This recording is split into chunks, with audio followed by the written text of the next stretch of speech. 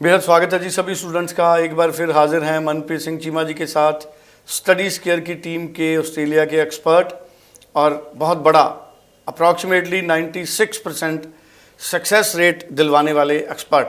चीमा जी आपका बेहद स्वागत है जी। Thank you sir. Cheema ji, ऐसा क्यों कहा जाता है कि जिस स्टूडेंट की फ़ाइल आपके पास आ गई 96-97% वीज़ा की गारंटी, हालांकि आप गारंटी देते नहीं लेकिन वीज़ा आ जाता है? एक्चुअली सर ये टोटली डिपेंड करता है कि बच्चे की प्रोफाइल पे और जो आपको कोर्स गाइड कर रहा है कंसल्टेंट। तो अगर ये दोनों चीज़ों का कॉम्बिनेशन ठीक हो जाए तो मेरे ख्याल से वीज़ा में कोई प्रॉब्लम ही नहीं आती है। पहली चीज़ है कि बच्चे की प्रोफाइल परसेंटेज अच्छी होनी चाहिए, आइल्स में स्कोर अच्छा होना चाहिए, फाइनेंशियल्स ITRs अगर अच्छी हैं।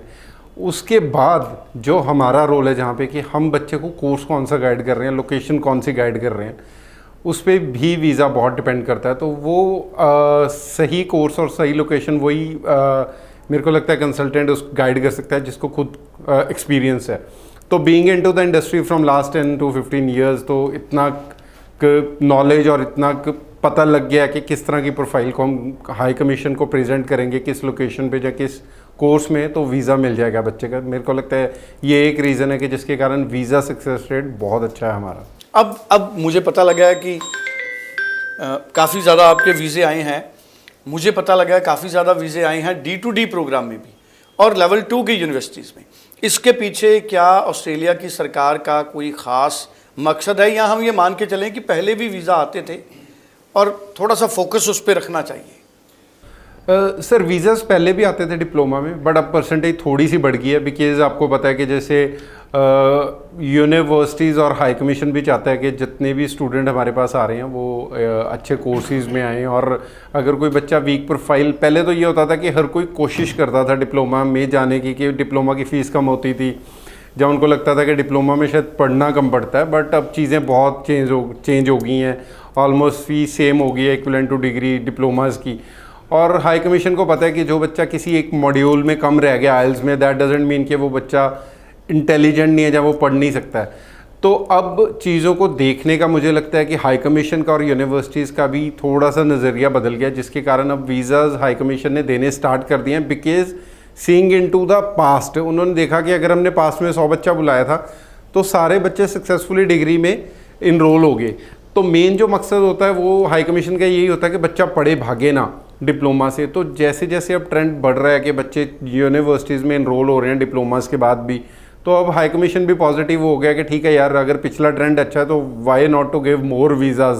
तो अब वो और वीज़ाज़ देने लगे हैं। वो पॉजिटिविटी जो पीछे पास्ट का ट्रेंड है उसके कारण ही हाई कमीशन में आई है वो पॉजिटिविटी भी। बिल्कुल ठीक है। अब D2D और लेवल 2 यूनिवर्सिटीज़ में किस तरह के प्रोफाइल जनवरी इनटेक में अभी भी अप्लाई कर सकते हैं?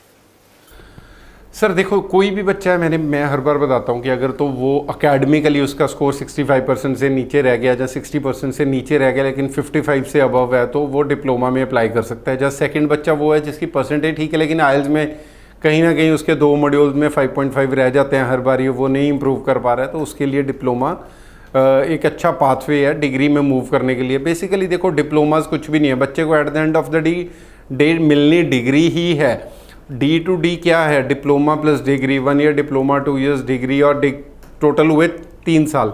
जो बच्चा डायरेक्टली बैचलर्स में जा रहा है वो भी 3 साल के लिए जा रहा है। तो इन दोनों में फ़र्क क्या? फ़र्क यही है कि हाई कमीशन या यूनिवर्सिटी ये बोलती है कि अगर आपके किसी आइल्स में स्कोर है, किसी मॉड्यूल में स्कोर कम रह गए हैं, जहाँ आपकी परसेंटेज कम रह गई है, तो आप 1 साल डिप्लोमा में लगा के बाकी बच्चों अपना बेस को स्ट्रॉन्ग कीजिए, अपनी इंग्लिश को स्ट्रॉन्ग करिए, या टेक्निकली अपने आप को स्ट्रॉन्ग करें, ताकि हम आपको सेकेंड ईयर में आपको उन्हीं बच्चों के साथ बैठना है जो डायरेक्टली बैचलर्स में आए हैं।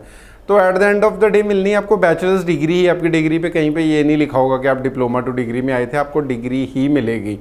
तो जब बच्चे ने जाना ही डिग्री में है तो हाई कमीशन भी पॉजिटिव हो गया कि एटलीस्ट यार वीज़ास तो दो बच्चों को। जो बच्चा थोड़ा सा वीक है, दैट डजेंट मीन वो पढ़ नहीं सकता है। जैसे मैंने बताया, पिछला ट्रेंड देखते हुए कि जितने बच्चे आए थे सब इनरोल हो गए डिग्री में, तो हाई कमीशन भी पॉजिटिव हो गया कि इस बार और वीज़ास दो। तो इसीलिए मेरे ख्याल से ट्रेंड अच्छा चल रहा है वीज़ा। बिल्कुल ठीक है। सो अभी कितने दिन जनवरी इनटेक के लिए बाकी हैं? अभी सर जनवरी इनटेक के लिए बहुत कम दिन रह गए हैं। डेडलाइंस ऑलमोस्ट आनी स्टार्ट हो गई हैं कुछ यूनिवर्सिटीज़ की। तो आज एक यूनिवर्सिटी की एप्लीकेशन अप्लाई करने की डेडलाइन थी, लास्ट डेट थी। ऐसे ही अगले मंथ की 20 से 25 तारीख के बीच में ऑलमोस्ट सारी यूनिवर्सिटीज़ की ही डेडलाइंस आनी स्टार्ट हो जाएंगी। तो अगर कोई भी बच्चा जनवरी के लिए अप्लाई करना चाहता है तो this is the right time.